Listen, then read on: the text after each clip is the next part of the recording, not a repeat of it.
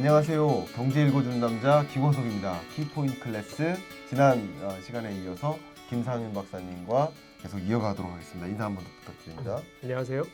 네, 미래 시나리오 2021이라는 주제로 좋은 책을 내셨고 그 책에서 담긴 그 좀 재밌는 이야기들 좀 들어보고 있는 중인데요. 굉장히 바쁘게 사시죠? 아우, 그렇죠. 하고 있는 일에 가짓수가 굉장히 많은 것 같은데. 네, 뭐 학생들 강의도 나가고요. 예. 뭐 또 기업의 기술 전략 부분도 좀 수립하는 부분도 있고요. 네네. 그다음에 다양한 또 대중 강연도 하고. 네. 요즘 특히나 이제 힘든 상황에서 예. 어떻게 좀 기회를 찾을 수 있을지 그런 네. 부분들에 대해서 질문을 하신 분들이 많아요. 그렇군요. 예, 그 좀 준비를 하고 있습니다. 준비하고 예, 굉장히 바쁘신 국가혁신위원회인가 어디서도 자문위원 활동하고 있지 않으세요? 네, 국가혁신성장동력위원회 네. 이제 자문위원으로 활동을 하면서 네. 사실 우리 미래 먹거리가 무엇이냐 이런 네. 부분들에 대해서 이제 뭐 다양한 전문가분들과 네. 토론을 해서 국가 네. 정책에 반영하고 이런 역할을 했는데요. 예. 지금이야말로 정말 어려운 네. 전문가들이 모여도 답을 명확하게 못 내는 음. 좀 힘든 상황이거든요. 네. 이런 부분에서도 그래도 음. 조금 더 설득력 있고 팩트에 기반한 예측을 좀 말씀드리기 위해서 열심히 이제 여러 다양한 연구를 하고 있습니다. 예. 좋습니다. 자, 그러면 오늘은 이제 서비스업 편이라고 볼 수 있겠습니다. 아마 1편이 이제 큰 덩어리의 경제였고 두 번째 편이 제조업이었다면 그 밖에 서비스업에 걸쳐서 어떤 변화가 있을지 저는 이제 그런 이야기를 많이 하거든요. 변화에 투자하라. 공포에 투자하는 것이 아니고요. 변화에 투자하는 것이다. 어떤 변화가 앞으로 펼쳐지고 그 변화를 정확하게 읽은 다음에 나는 어떤 식으로 투자 의사결정을 해야 될까라는 그런 관점을 갖는 게 도움이 될 것 같다라는 생각을 많이 하는데 먼저 서비스업에는 큰 그림에서 어떤 영향이 있겠습니까?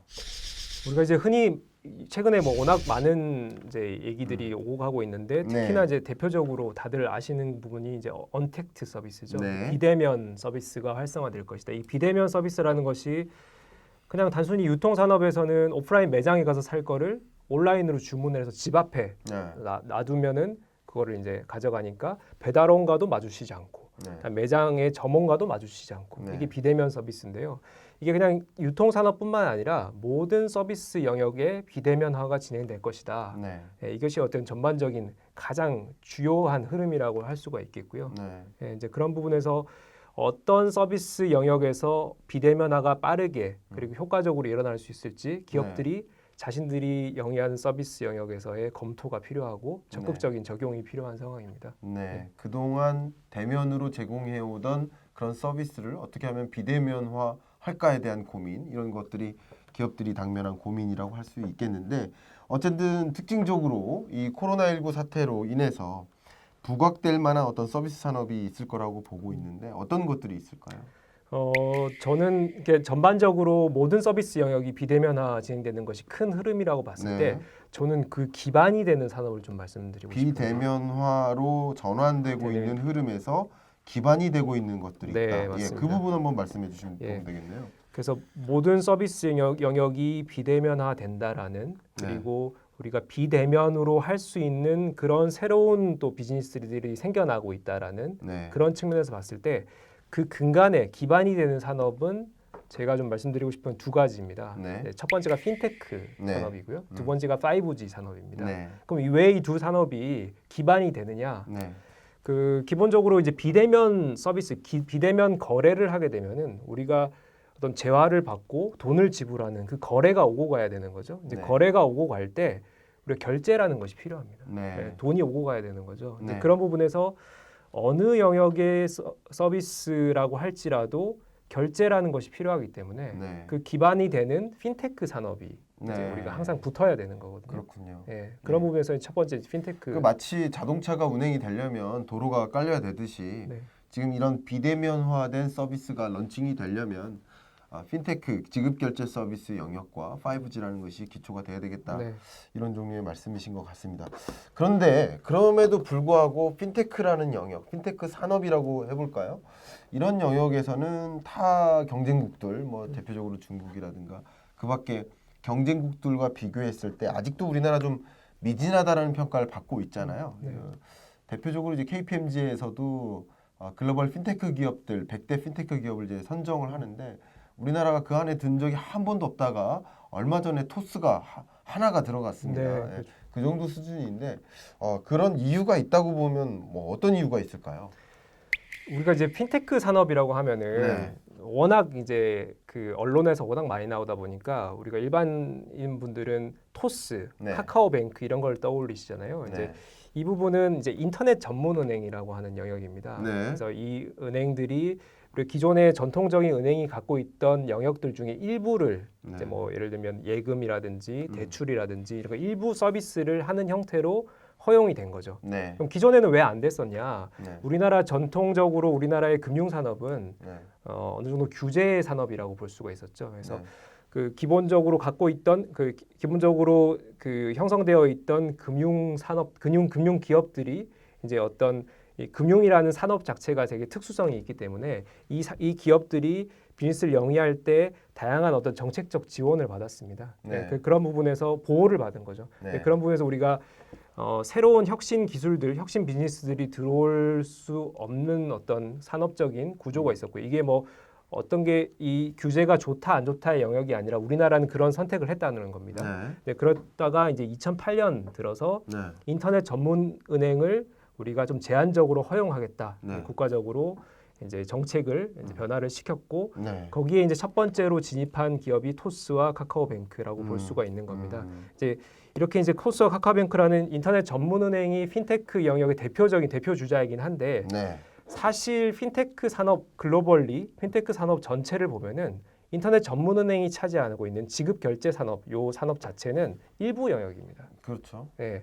예를 들면 중국에서 지금 우리가 뭐 알리바바라는 지급 결제 시장에서 상당히 막강한 영향을 차지하고 있는 기업이 있는 반면에 상당히 저 이면을 살펴보면은 다양한 형태의 그 금융 서비스들을 새로운 기술, 디지털 기술들을 도입해서 영위하는 기업들이 많이 생겨나고 있거든요. 네. 그래서 이 지급 결제 시장 자체는 핀테크 산업 영역에 지금 글로벌리 약 30% 정도 차지하고 있고 네. 나머지 영역은 다른 영역, 예를 들면은 뭐 대출만 전문으로 하는 영역, 그다음 P2P 거래를 전문으로 하는 영역, 혹은 또 그 금융 서비스 중에 투자 영역도 있습니다. 투자, 뭐 펀드 투자라든지, 혹은 어떤 AI 퀀트라고 하는 전문 자산 관리 영역도 있고요. 예, 네. 이런 부분들이 파생적으로 많이 생겨나고 있습니다. 네. 이제 그런 부분들에 대한 우리나라 기업들의 투자나 어떤 성장은 좀 미흡한 상황이다. 그래서 제가 말씀드리고 싶은 게 아직까지는 우리나라가 핀테크 산업에서 그 경쟁국들에 비하면은 상당히 미미한 수준이다 이렇게 말씀드릴 수 있습니다. 네. 자, 그럼 이렇게 미진한 상황인데 우리나라의 핀테크 산업의 미래를 좀 생각해 보면 그 안에서 어떤 기회를 찾을 수 있는 부분들이 있을 거라는 생각이 들거든요. 네. 어떤 기회 같은 것들이 있을까요? 일단 우리나라는 금융 산업이 이제 네. 98년 IMF 시대 이후에 네.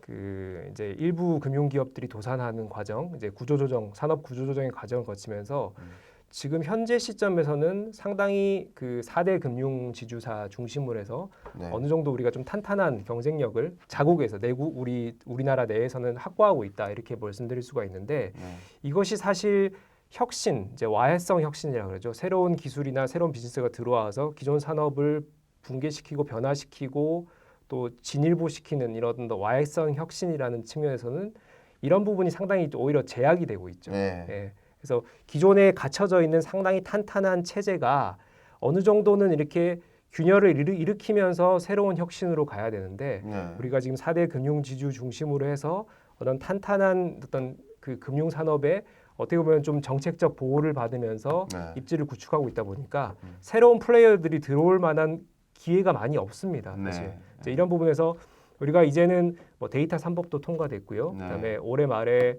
그 마이데이터라는 네. 산업이 형성이 될 겁니다. 그렇죠. 그게 뭐냐면은 나의 개인 데이터를 개인이 주도적으로 활용할 수 있는지 없는지를 선택해서 네. 내 데이터를 어떤 기업에게 활용해라 네. 허가해주는 형태. 네. 마이 데이터, 나의 데이터를 내가 직접 관리한다 이런 형태거든요.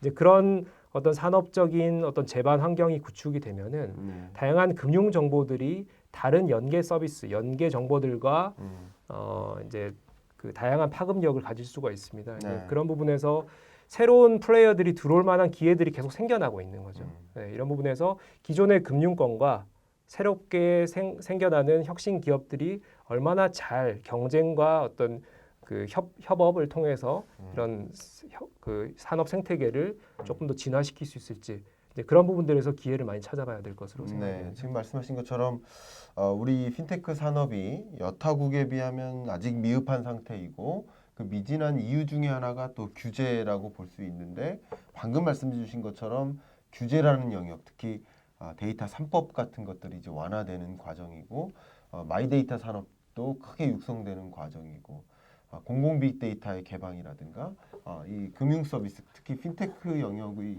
경우에는 상당한 기회로 찾아올 만한 그런 변화들이 무궁무진하다. 그런 관점에서 우리는 어떻게 대응할까라는 것을 관심 가지면 도움이 될 것 같습니다.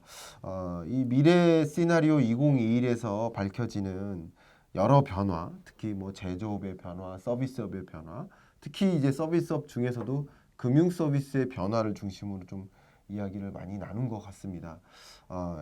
이렇게 될 때 우리가 또 한 가지 궁금한 게 지금은 이제 시간이 많지 않기 때문에 이제 핀테크 영역을 주로 다뤘지만 5G 영역도 한번 여쭤보고 싶어요. 그렇죠. 5G라는 것, 특히 이제 5G가 이미 도입이 됐고 이게 이제 활용되는 과정에서 이게 하나의 이 인프라가 될 텐데 어떤 서비스 영역의 변화가 있을지 좀 말씀해 주시면 도움이 될 것 같습니다. 5G 산업 사실 작년에 그 우리가 전 세계 최초로 5G 서비스를 한다. 네. 이제 그 당시 이제 과기정통부 장관이 제시를 하면서 상당히 이제 언론에 화제가 됐었죠. 네. 그리고 지금 현재 5G를 기반으로 한 그 스마트폰을 사용하는 이용자 숫자가 우리나라가 전 세계적으로 가장 많습니다. 네. 이제 그런 부분에서 어떻게 보면 시장은 열었다. 시장은 우리가 제일 먼저 열었다. 그렇게 볼 수 있는데 사실 저는 5G 산업을 연구를 하면서 한마디로 말씀드리면은 5G는 소비자가 혜택을 보는 것보다는 공급자가 혜택을 보는 영역이다. 네. 이렇게 좀 정리를 할 수가 있거든요. 예. 이제 그게 왜 그러냐? 예. 이제 결국 5G 이제 여러 유형의 서비스를 공급할 수 있게 됐기 때문이라. 맞습니다. 그래서 근데 이제 반문을 하고 싶은데 여러 영역의 서비스들이 공급이 되면 그게 또 한번 소비자에게 다양한 혜택으로 올 수 있지 않을까요? 물론 그렇죠. 예. 물론 그렇고 다만 우리가 뭐 2G, 3G, 4G, LTE 이렇게 올라가면서 점점 사용자들이 상당한 그 체감하는 네. 어떤 기술의 상승, 또 속도가 빨라지고 네. 그다음에 데이터 용량이 많아지고 이런 부분들이 있지 않았습니까? 네. 이제 그런 부분에 비해서 봤을 때는 우리가 5G로 갔을 때 네. 정말로 소비자는 어떻게 보면은 조금 이제 리니어한 어떤 혜택을 보는 정도로 체감을 할 수가 있을 것 같고요. 다만 이제 서비스를 제공하는 공급자, 기업 입장에서는 지금까지와는 어떤 진화된 서비스가 아니라 지금까지 하지 못했던 새로운 서비스가 가능한 겁니다. 네. 지금까지 2G, 3G, 4G로 올라올 때는 조금 더 진화된, 조금 더 개선된 서비스를 제공하는 관점이었다면은 네. 5G는 지금까지는 하지 못했는데 왜냐하면 네. 기술적 제약 때문에 네. 하지 못했는데 지금까지 없던 서비스가 창출이 될 수 있다는 거죠. 그거에 네. 대해서 한번 말씀을 예, 드려볼게요. 예. 그 5G의 특성을 세 가지로 얘기를 네. 할 수가 있거든요. 네.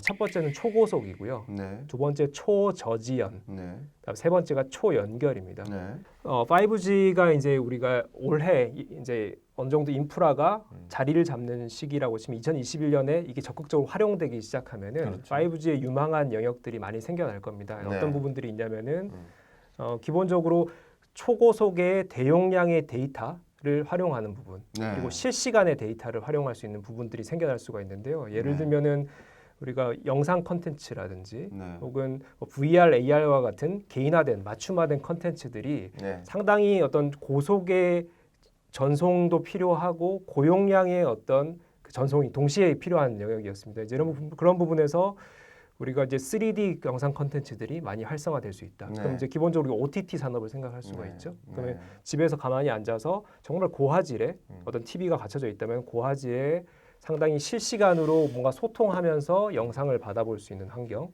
그다음에 AR, VR 관점에서 보면은 AR, VR 컨텐츠 자체가 상당히 또 이제 용량이 크고 다양한 어떤 대역폭이 필요했기 때문에 활성화되지 못한 부분이 있었는데 이제 이런 부분도 데이터의 지연 부분에서는 상당히 이제 제약이 없는 거예요. 이제 그러면 이제 컨텐츠를 제작하는 업체들 입장에서는 이제는 VR, AR 컨텐츠를 적극적으로 제작을 해도 시장이 열리겠구나 이런 네. 판단을 하는 거죠. 네. 그런 부분들이 있고 그다음에 기업 관점에서 제조업 관점에서 하나 말씀드리면은 디지털 트윈이라는 것이 있습니다. 네. 디지털 트윈이라고 하는 말씀 뭐 많이 들어보셨겠지만은 디지털 쌍둥이입니다. 그러니까 우리가 작업자가 생산 현장에 가서 작업을 하는 것이 아니라 네. 사이버룸에서 생산 현장과 똑같은 실시간의 어떤 데이터를 우리가 확인하면서 이제 지시를 내리면은 생산 현장이 실시간으로 바뀌는 거죠. 이제 우리 영화에서 보는 사이버룸을 그렇죠. 말하는 건데요. 사이버룸에서 마치 아바타를 움직이는 그렇죠. 것 같은 네, 느낌인 맞습니다. 거죠. 근데 그 부분이 구현이 되려면 사실 기본적으로 통신 인프라가 통신 네트워크가 갖춰져야 되는 갖춰줘야죠. 거예요. 예. 예.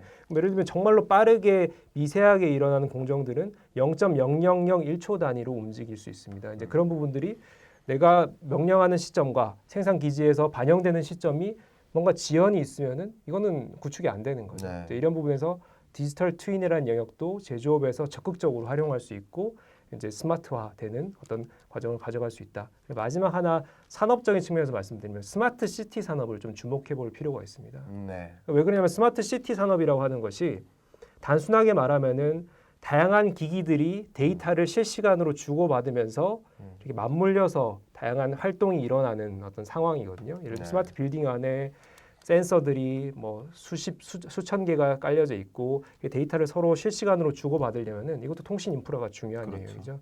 그러면 이제 기업들은 그런 센서들에서 수집된 데이터를 실시간으로 활용하면서 어떤 서비스를 제공해 줄 수 있을지 새로운 서비스를 또 생각해 볼 수가 있고요. 그렇겠네요. 수요자 입장에서는 그런 어떤 정보에 대한 혜택을 받을 수 있는 네. 그런 부분에서 스마트 시티 산업도 음. 중요한 부분이다 할 수 있겠습니다. 네.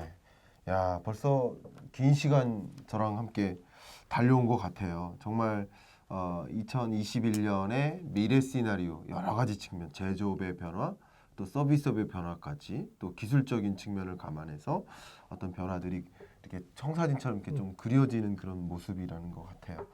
이렇게 많은 이야기를 이제 보따리를 이제 풀어 주셨는데 거의 마지막 질문으로서 이제 공식 질문입니다. 네, 뭔가요? 미래의 꿈은 무엇인가요? 앞으로의 계획 혹은 목표. 저의 꿈이요? 예, 어떤 꿈이 있으실까요?